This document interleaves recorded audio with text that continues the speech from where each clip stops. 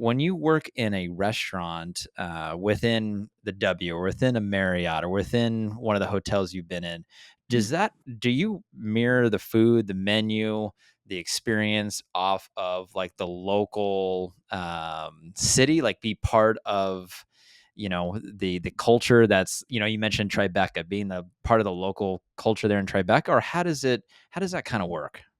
Well, sometimes yes, but most times, honestly, no, because Yeah, I think, like Pittsburgh, right? Home of the pierogi, the American pierogi, right? sure. Uh, I'm not going to insult somebody in Pittsburgh by coming in with, an upscale restaurant concept and try to figure out some kind of an upscale pierogi. I had a restaurant project in India and had some real tension there. It was in partnership with Taj Hotels. It was very much based on Heartbeat because Ratan Tata was eating at the restaurant and fell in love with it.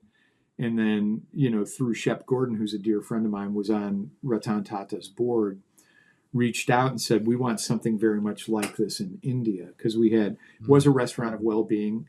Half of it was fully plant-based, no analogs, just, you can make delicious plant-based food and Sure. get people all the protein they need without having to have tofurkey on the menu, so, but, it was, half of it was plant-based because I knew restaurant of well-being, we would be getting, a lot of vegetarians and vegans.